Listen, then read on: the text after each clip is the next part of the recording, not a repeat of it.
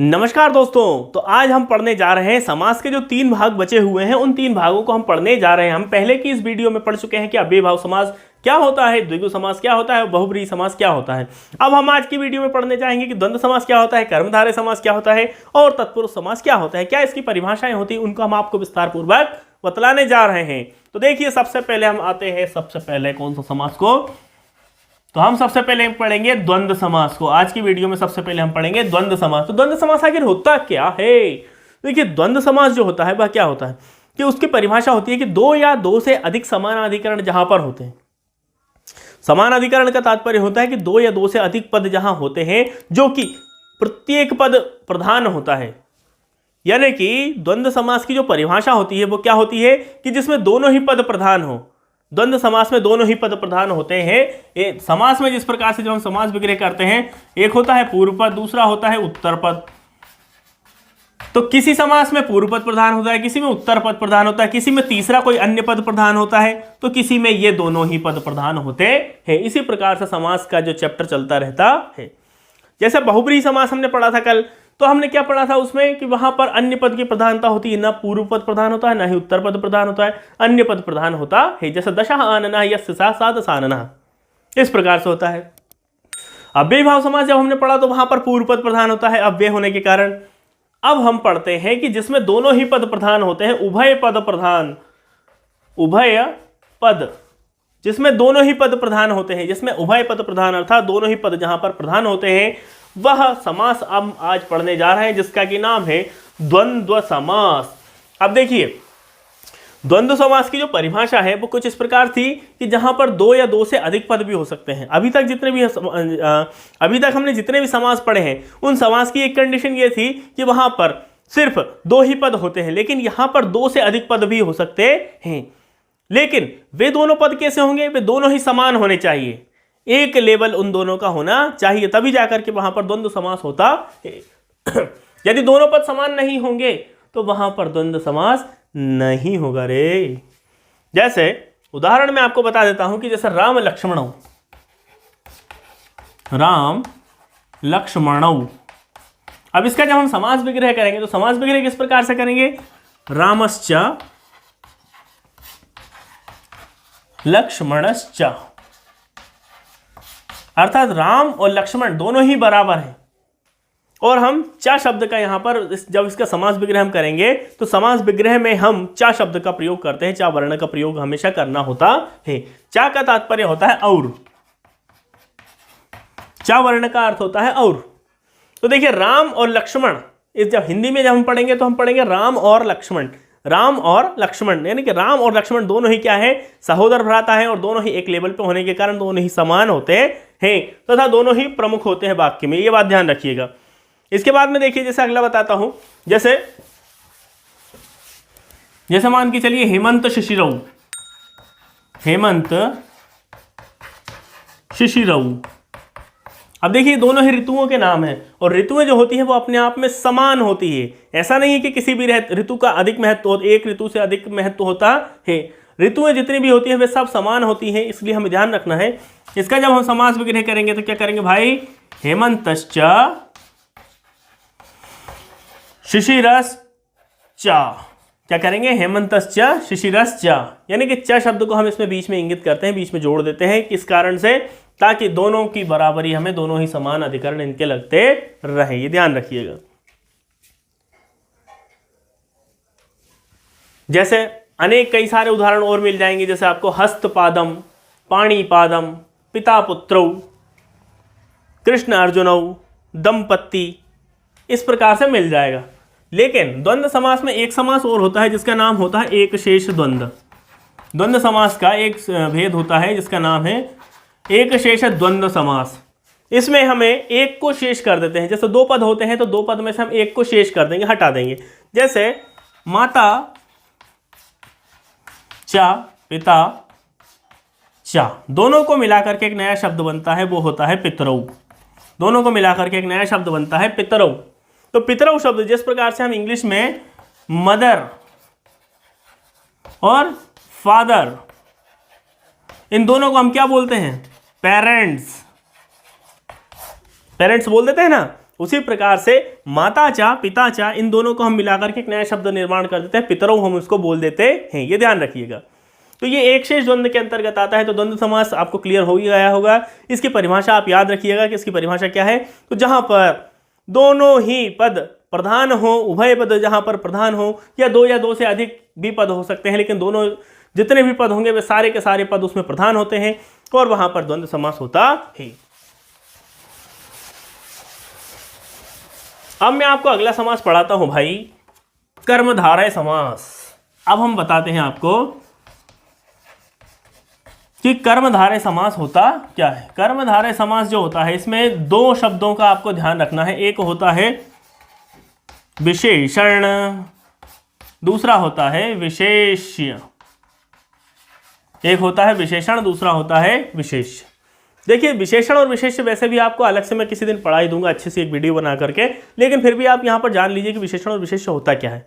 देखिए विशेषण क्या होता है, एक होता है विशेष्य, दूसरा होता है विशेषण। तो विशेष्य वो होता है और विशेषण क्या होता है। तो विशेषण वो होता है जो किसी की विशेषता बतलाता हो। विशेषण क्या कहलाता है भाई, जो किसी की विशेषता बतलाता हो वो विशेषण कहलाता है। जो किसी की विशेषता बतलाता हो वह विशेषण कहलाता है। जैसे राम एक अच्छा क्रिकेट का खिलाड़ी है, राम क्रिकेट अच्छा खेलता है। तो देखिए खिलाड़ी होने में और अच्छा खिलाड़ी होने में दोनों में अंतर होता है। जैसे राम एक अच्छा खिलाड़ी है तो यहाँ पर अच्छा शब्द जो लगा दिया गया है वह एक विशेषण सूचक शब्द होता है। तो विशेषण वो होता है जो विशेषता बतलाता है। अब आप पूछेंगे विशेष्य क्या होता है। जब विशेषण और विशेष्य दिखने में दोनों ही एक जैसे शब्द हैं, तो विशेषण और विशेष्य क्या चीज़ है दोनों। देखिए विशेष्य वो होता है जिसकी विशेषता बतलाई जा रही हो। वाक्य में जिसकी विशेषता बतलाई जा रही हो वह कहलाता है विशेष्य। जैसे राम एक अच्छा लड़का है, तो अच्छा शब्द तो यहाँ पर विशेषण हो गया, लेकिन राम क्या हो गया, राम हो गया भाई विशेष्य। राम क्या हो गया, वह विशेष्य हो गया। ध्यान रखना कि जिसकी विशेषता बतलाई जा रही हो वह विशेष्य कहलाता है, और जो गुण बतलाए जा रहे हों वो क्या कहलाते हैं, वो विशेषण कहलाते हैं। गुण या निंदा इत्यादि जो भी कुछ उसके विशेषताएं बतलाए वो कहलाता है। अब देखिए जैसे उदाहरण मैं आपको बता देता हूं, उदाहरण से आपको अच्छे से समझ में आ जाएगा। जैसे उदाहरण है कृष्ण सर्पः। सर्प मतलब होता है सांप, कृष्ण मतलब होता है काले रंग का। तो सर्प जो है वह काले रंग का है, कृष्ण वर्ण का है सर्प। तो सर्प क्या हो गया भाई, विशेष्य, क्योंकि विशेषता किसकी, विशेषता क्या है, कृष्ण वर्ण है। कृष्ण वर्ण जो है वह हो गई विशेषता, और विशेष्य क्या हो गया, सर्प। अर्थात जो कृष्ण जो विशेषण वाला जो वर्ण है वह किसकी विशेषता बतला रहा है, वह विशेषता किसकी बतलाता है, वह सर्प की विशेषता बतलाता है। तो सर्प जो है वह हो गया विशेष्य, और विशेषण कौन हुआ, तो विशेषण हुआ भाई लोग कृष्ण। क्योंकि कृष्ण वर्ण जो सर्प है वह सर्प विशेष्य हुआ, और कृष्ण जो हुआ उसका विशेषण होता है। जैसे महान पुरुष, जैसे नया शब्द लिखते हैं महान पुरुषः। अब देखिए पुरुष तो सभी है, लेकिन यह पुरुष कैसा है, महान है। तो महान चासौ पुरुषः। अब देखिए यहां पर महान जो है वह क्या है, उसका विशेषण है। और किसका विशेषण है, तो पुरुष का विशेषण है। तो पुरुष क्या हो गया, विशेष, और महान क्या हो गया, उस पुरुष का विशेषण। तो जहां पर जो विशेषता बतलाता है, जो विशेषण सूचक शब्द होता है वह विशेषण कहलाता है, और जिसकी विशेषता बतलाई जा रही हो वह विशेष्य कहलाता है। आपको अच्छे से ध्यान में रखना है। इनके साथ साथ बहुत सारे अच्छे से उदाहरण भी है, जैसे घनश्यामः, घन एव श्यामः, नीलकमलम, नीला कमल, नीला कलम हो गया। जैसे ज्ञान धनम, ज्ञान रूपी धन, कर कमल, मुखारविंद, है ना। इस प्रकार से अनेक उदाहरण इसके हो जाते हैं। तो ये होते हैं कर्मधारय। कर्मधारय समास में आपको विशेष तौर पर यह जानने की आवश्यकता है कि एक विशेषण होता है, एक दूसरा विशेष्य होता है। बिना विशेषण और विशेष्य के यहाँ पर जिस प्रकार से हम हिंदी में उपमा अलंकार पढ़ते हैं कि जहाँ उपमान और उपमेय दोनों ही होते हैं, वहाँ पर और यहाँ पर कर्मधारय में विशेषण और विशेष्य होते हैं। तो बिन दोनों के बिना कर्मधारय समास होता ही नहीं है। अब हम आपको अंतिम समास पढ़ाने जा रहे हैं, तत्पुरुष समास क्या होता है।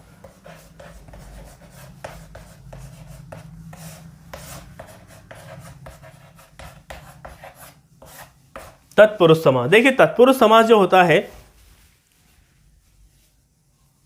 वह उत्तर पद प्रधान होता है। उत्तर पद प्रधान जो सूत्र समास होता है वह होता है तत्पुरुष समास। तत्पुरुष समास जो होता है वो एक प्रकार का नहीं हो, तो वो विभक्तियों के अनुसार अपने कार्य को करता है, यानी कि उसमें विभक्तियां कार्य करती हैं, उसमें विभक्तियां कार्य करती हैं। तो तत्पुरुष समास जो होता है, सबसे पहले तो आपको ये ध्यान रखना है, उत्तर पद प्रधान होता है। उत्तर पद प्रधान तत्पुरुष समास होता है। अब देखिए तत्पुरुष समास में प्रायः क्या होता है कि उत्तर पद की प्रधानता होती है तथा पद के अनुसार समास का लिंग मानकर उसे प्रथमा विभक्ति में रहती। तो जैसे राज्ञः पुरुषः ये शब्द है, तो उत्तर पद वाला जो शब्द रहेगा वो हमेशा किस विभक्ति में रहेगा, वो हमेशा प्रथमा विभक्ति में रहेगा। वो आपको ध्यान रखना है कि उत्तर पद वाला जो शब्द होगा जो कि प्रधान वर्ण है वह हमेशा प्रथमा विभक्ति में ही होता है। लेकिन इसके पहले के जो शब्द रहेगा, पूर्व पद का जो शब्द रहेगा, वह शब्द विभक्ति के अनुरूप बदलता रहेगा, वह शब्द विभक्ति के अनुरूप बदलता रहता है, ये ध्यान रखना है। तो यहाँ पर जो तत्पुरुष समास होता है वह द्वितीया विभक्ति से प्रारंभ होता है। द्वितीया विभक्ति से प्रारंभ होकर तृतीया, चतुर्थी, पंचमी, षष्ठी और सप्तमी, इस प्रकार से तत्पुरुष समास जो होता है वह 6 प्रकार का होता है। तत्पुरुष समास कितने प्रकार का होता है, तो वह 6 प्रकार का होता है, 6 प्रकार से कार्य करता है। तो देखिए सबसे पहले हम पढ़ते हैं द्वितीय तत्पुरुष के। द्वितीय तत्पुरुष के क्या क्या उदाहरण, द्वितीय तत्पुरुष के जो जैसे कृष्णम, कृष्णाश्रितः, ये हुआ। अब यहां पर आश्रित शब्द जो है वह मुख्य शब्द है, कृष्ण पर आश्रित। कृष्ण आश्रित किस पर है, ये मुख्य नहीं लेकिन कृष्ण पर आश्रित, तो इसको हम कृष्णम आश्रितः। अब देखिए कृष्णम शब्द में यहां पर द्वितीया विभक्ति होती है और आश्रितः शब्द में यहां पर प्रथमा विभक्ति होती है। तो आपको याद रखना है कि उत्तर पद जो होगा वहां हमेशा प्रथमा विभक्ति होगी तथा पूर्व पद जो होगा वहां अनेक प्रकार की विभक्तियों के अनुरूप कार्य होता रहता है। यदि कर्म है तो वहां द्वितीय विभक्ति हो जाएगी, करण है तो तृतीय विभक्ति हो जाएगी, इस प्रकार से चलती रहती है। जैसे तृतीय विभक्ति है तो तृतीय विभक्ति जैसे बाणेन हतः, बाणेन हतः। अब देखिए हतः में प्रथमा विभक्ति है लेकिन बाणेन में तृतीय विभक्ति है। तो इस प्रकार से यहाँ पर जो तत्पुरुष समास होता है वह विभक्तियों के अनुरूप कार्य करता है, वह विभक्तियों के अनुरूप कार्य करता है। तो यहाँ पर इसी प्रकार से चतुर्थी तत्पुरुष होगा, पंचमी तत्पुरुष होगा, षष्ठी तत्पुरुष होगा और सप्तमी तत्पुरुष भी होता है। मैं आपको उदाहरण कुछ है जिसमें बोल के आपको बता देता हूँ कि उदाहरण क्या है। जैसे उदाहरण है तृतीय तत्पुरुष में जैसे बाणेन हतः, कि बाण के द्वारा मारा गया, बाणेन हतः, तो हतः शब्द यहाँ पर प्रमुख है। चतुर्थी तत्पुरुष में जैसे हम पढ़ते हैं कि भूतेभ्यः बलि, बलि किसकी दी गई, बलि प्रमुख शब्द है, वहां पर भूतेभ्यः शब्द प्रमुख नहीं है लेकिन वहां चतुर्थी विभक्ति के अनुरूप होता है, इसलिए भूतेभ्यः शब्द में चतुर्थी विभक्ति हो जाती है। जैसे चोरात भयम, पंचमी तत्पुरुष, भय शब्द जो है वह प्रमुख है लेकिन किससे भय है, चोर से भय, तो वहां पर पंचमी विभक्ति हो जाएगी चोरात भयम। धर्मस्य दंडः, धर्मदंडः, धर्म से जो है षष्ठी विभक्ति होती है और दंड शब्द उसमें प्रमुख होता है। इसी प्रकार से सप्तमी तत्पुरुष होता है, जैसे व्यवहारे कुशलः, व्यवहार कुशलः, ये हो जाता है।